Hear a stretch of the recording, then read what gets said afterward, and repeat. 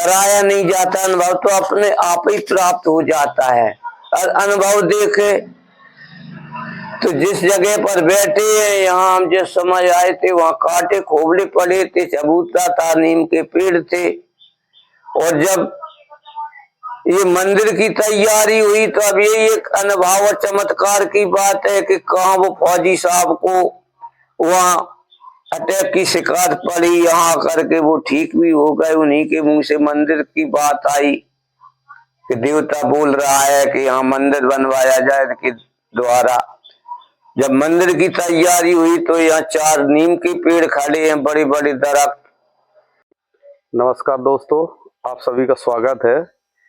आज हम ऐसे एक महाराज जी से मिलाएंगे। तो महाराज जी यहाँ स्थान के बारे में, अपने बारे में और सत्संग भी देंगे, ये सब आपको बताएंगे। आपको ये भी बताएंगे कि हम आप इस भाग दौड़ भरी जिंदगी में रहते हैं और हाथ तौबा पड़ी हुई है। कोई पैसे के लिए भाग रहा है, कोई पद के लिए भाग रहा है, कोई प्रतिष्ठा के लिए भाग रहा है।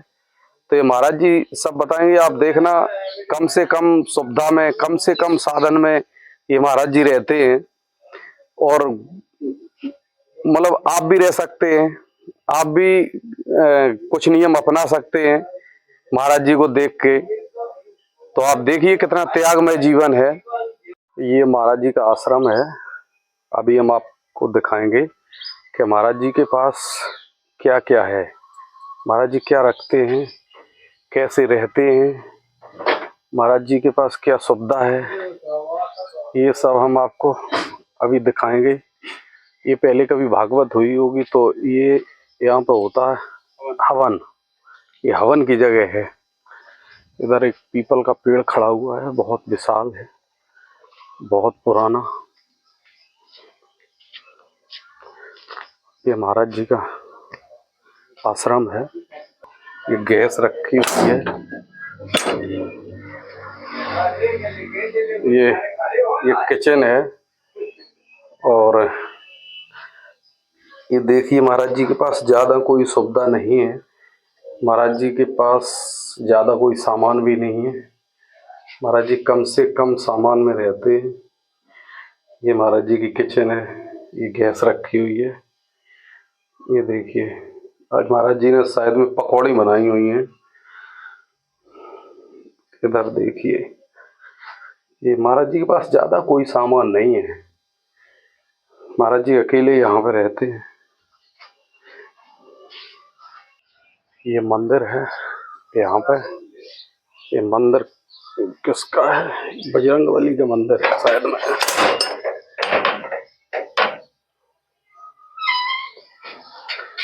ये मंदिर है। यहाँ पे महाराज जी पूजा भजन करते हैं। देखिए, यहाँ पे भजन पूजन करते हैं।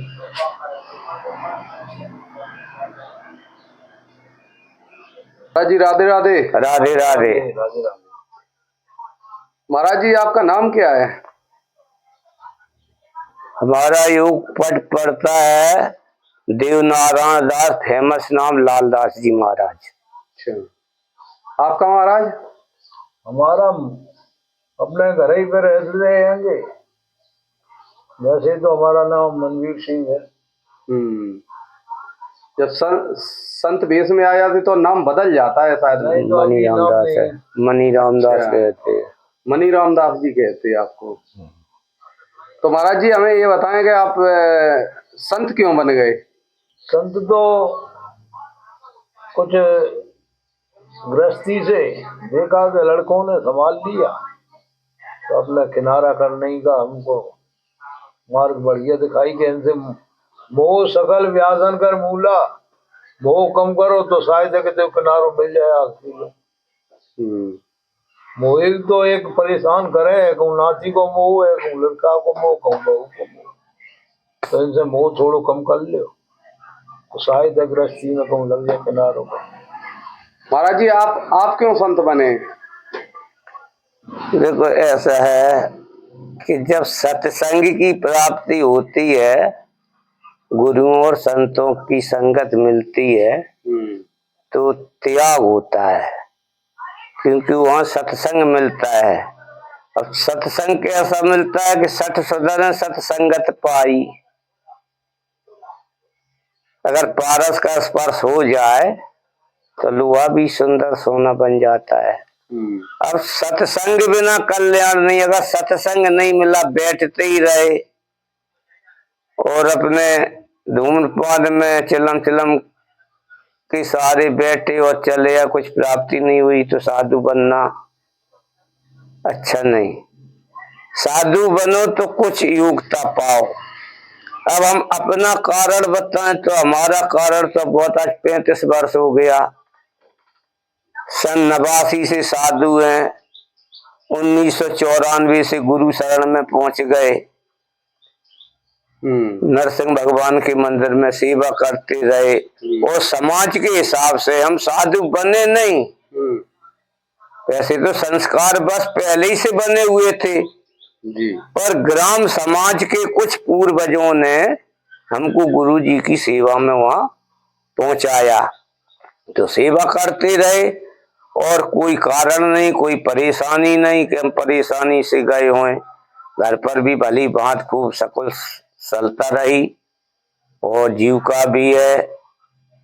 आज हम यहाँ 2017 से यहाँ हटिया स्थान पे विराजे हुए हैं, तो कुछ अपने भक्तों के द्वारा यहाँ सहयोग प्राप्त होता है जीवन यापन का, और साधु सेवा भी चलती है।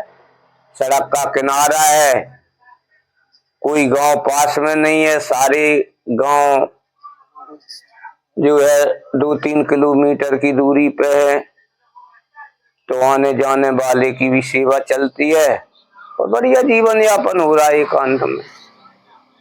तो महाराज जी इस स्थान का नाम क्या है? आप बैठे हो इस स्थान से कहते हैं श्री दक्षिणेश्वर हनुमान मंदिर, अटिया सरकार गोहानी, पास में खरीटी कोष्टक है, चकरनगर इटावा यूपी पड़ता है अपना। तो आपने कभी ये नहीं सोचा कि हम भी शादी करें और मतलब इस गृहस्थी में जाएं? और ये पूरा संसार आप देख रहे हैं, भागदौड़ भरी जिंदगी है, लोग कह रहे हैं कि मेरे को टाइम ही नहीं है, टाइम नहीं है, हर आदमी कह रहा है। आप संत बन गए। ऐसा है, संस्कार उज्ज्वल होता है। संस्कार से कोई वस्तु की प्राप्ति होती है। संस्कार अगर अच्छा नहीं है, सुलभ नहीं है, तो साधु बनना का मनुष्य बन के मनुष्य नहीं बन पाता है। जिसको सत्संग नहीं मिला है वो साधु क्या कुछ भी बन जाए। आज के दिन में परमात्मा नाम की माला कोई नहीं फेरता है। जो फेरता है वो पैसे नाम की माला फेरता है। भज माया तेरी गोविंदे, जागंदे न सोगंदे, ऐसा चल रहा है। और हम जो साधु बने हैं तो सत्संग प्राप्ति हो गई, हमारी ये लाइन बन गई। कोई चोर बन जाता है, कोई चौकीदार बन जाता है, तो हमको बनना पड़ा तो अपने साधु बन गए। साधु सेवा से अपना कहीं उद्धार हो जाएगा, कल्याण हो जाएगा। तो अपन तो कल्याण के मार्ग पे कल्याण को ढूंढ रहे हैं, कहाँ मिले। मानव जन्म तो मिल गया। अब मानव जन्म के लिए जिस लिए आए हैं, जिस कारण से, ये तो जो दिखाई दे रहा है, जो तो सांसारिक वस्तुएं हैं, जो बना है वो बिगड़ा है। दिखने वाला नष्ट होता है और जो दिखाई नहीं देता है वो सत्य है। तो हम उसके चक्कर में है कि उसी से कल्याण होना है जो निराकार है और साकार रूप धारण कर लेता है, सब संसार की सृष्टि चलाने लगता है। जीव दिखाई नहीं देता है। जीव 84 लाख योनियां हैं जीव की, सभी दिखाई देते हैं। और निराकार में आ जाए तो जीव की कोई सत्ता नहीं है। परमात्मा परमात्मा है, ईश्वर अंश जीव अविनाशी। तो ऐसा है कि अपनी ये लाइन बन गई। बचपन से 12-14 वर्ष की अवस्था से साधुओं में विचरने लगे, तो वहां अपना ध्यान लग गया, तो साधुओं में अपना जीवन कट रहा है। तो आप बिल्कुल छोटे ही से साधु हैं, बालपन से? हाँ भैया जी, आज लगभग 94 से तो पक्के पक्के हैं। वैसे 89 से घर द्वार छूट गया था, धंधुआ पढ़ने गए थे, पिताजी ने विद्याध्ययन के लिए भेजा था। तब वहाँ 1 वर्ष रुके, वहां से अपना विचरण चालू कर दिया। फिर काफी कोशिशें की माता पिता ने, भाइयों ने, पर संस्कार था साधु सेवा में, तो अपने साधु सेवा करने लगे और इसमें आनंद मिलता है, ऐसी बात नहीं है। महाराज जी, आप भगवत प्राप्ति के लिए आप संत बने, तो कभी आपको ऐसा लगा है, मतलब ऐसा अनुभव हुआ है कभी ईश्वर का? देखो, बिना अनुभव के तो कुछ स्वाद प्राप्त हो ही नहीं सकता है। कुछ भी खाते रहो, अनुभव लगाना पड़ेगा कि 4 साग बने हुए हैं मिलके, मिक्स होकर के, तो इसमें क्या क्या पड़ा है, अंधेरे में नहीं दिखता, पर जीव के द्वारा उसका अनुभव तो करना पड़ेगा। सही बात। अनुभव गम भजन जी संता, अनुभव कराया नहीं जाता, अनुभव तो अपने आप ही प्राप्त हो जाता है। और अनुभव देखे तो जिस जगह पर बैठे हैं, यहाँ हम जिस समय आए थे वहाँ कांटे खोबले पड़े थे, चबूतरा था, नीम के पेड़ थे। और जब ये मंदिर की तैयारी हुई तो अब ये एक अनुभव और चमत्कार की बात है कि कहाँ वो फौजी साहब को वहाँ अटैक की शिकायत पड़ी, यहाँ आकर के वो ठीक भी हो गए। उन्हीं के मुंह से मंदिर की बात आई कि देवता बोल रहा है कि यहाँ मंदिर बनवाया जाए कि द्वारा। जब मंदिर की तैयारी हुई तो यहाँ 4 नीम के पेड़ खड़े हैं, बड़े बड़े दरख्त। अब वो कैसे हटे? तो परमात्मा ने आंधी के झोंके में वो सब नीम खत्म कर दिए, देखते ही देखते सबके। तब अब इससे बड़ा अनुभव क्या करें, जहाँ परमात्मा तो हर जगह है, नहीं उसकी कहीं कमी नहीं है, लेकिन जहाँ साधना शुरू हो जाती है, दीपक जलने लगता है, साधु सेवा चलने लगती है, तो वहां तो भगवान की कृपा ही होती है। अब इसके लिए क्या अनुभव करना है? महाराज जी, इस देश में जो रह रहे हैं तो सब लोग तो साधु नहीं बन सकते, साधु तो बहुत ही चंद लोग हैं, चंद ही प्राणी हैं, तो आप संसार के लिए क्या कहेंगे? देखो, साधु बनता नहीं है, साधु एक वेश है। अच्छा। जिसने जन्म लिया है वो माँ के पेट से आया है, फिर उसको जिसको जैसा संग सत्संग मिल जाता है, जैसे बात सत्संग की बार बार आती है, सत्संग बिना कल्याण नहीं, सत्संग को जाचत है मुनि ज्ञानी। कंद के संग में बांस की कीमत, दूध के संग बिकात है पानी। अब कैसे बिकात है पानी? संगत ही गुण उपजे, संगत ही गुण जाए, बांस फांस और मिश्री एक ही भाव बिकाए। शेर के संग सियार आनंदित और पंडित के संग मूर्ख ज्ञानी। पर गेहूं कहे सुन रे बतुआ, सत्संग प्रभाव ते पावत पानी। सत सुधरे सत संगत पाई, पारस परस कुधात सुहाई। साधु असाधु सदन सुख सारी, रटे रामगन देवय गारी। अब तोता तो वही है, पर जहां उसको संग जैसा मिल रहा है। जिस समय वो कोल भीलों की नगरी में रहता था, उस समय वो लोगों को लुटाता था, कोई रास्ते से निकले, क्योंकि उसने वही उनका अन्न खाता था। तो उसे सत्संग अन्न खाने से क्या, जैसा खाया अन्न वैसा बन गया मन। तो वहां यही सिखलाई थी, उसको संग मिला। तो वहां जो कोई निकलता था रास्ता की, तो वो लूटता था, बोलता था कि पकड़ो पकड़ो, दौड़ो दौड़ो, मारो मारो, लूटो लूटो। तो लूटपाट होती थी। और वही तोता एक दिन संतों की टोली में लग गया।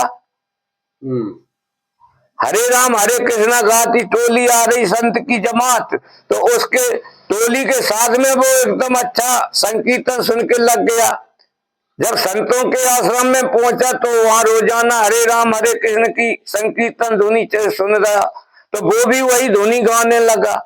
तो अब वहां कोई आता है रास्ता की उस आश्रम से, तो वो बोलता है आइए आपका स्वागत है, स्वागतम स्वागत है स्वागतम, आइए जलपान कीजिए, जल पाइए, भोजन पाइए। तो वो स्वागत कर रहा तो होता वही है, पर उसको जब सत्संग मिला तब उसका उद्धार हुआ, बंदी छोर हो गया। और जब तक बंधन में पड़ा रहा तब तक लूट मार घसोट रुपया रुपया बोलता रहा। तो भैया स्थिति आपने कहा कि संसार में सब नहीं बन सकते हैं, बनना नहीं है। जो वस्तु मिली है वो यही मिली है, जन्म से पहले सब साधन तैयार मिला है। अब हमको किस तरीके से चलना है। हम साधु तब थे जब गर्भ के अंदर थे, पर जब यहाँ मोह में ग्रसित होने लगे तो हमारी लाइन भी बदलने लगी।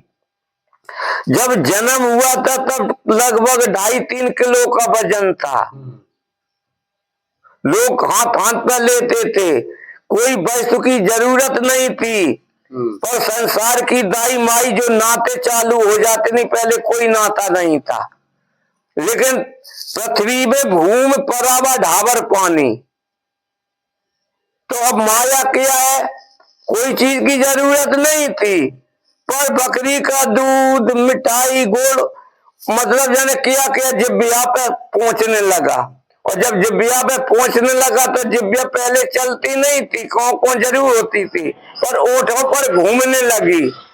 जब वो जिब्बिया घूमने लगी, अब कुछ जरूरत नहीं उसको पहनने ओढ़ने की, पर एक कोई चीज ऐसी पहनाई गई उसमें खलीता जेब नहीं होता है, पर पहनाया किया गया, उसका नाम था झबला।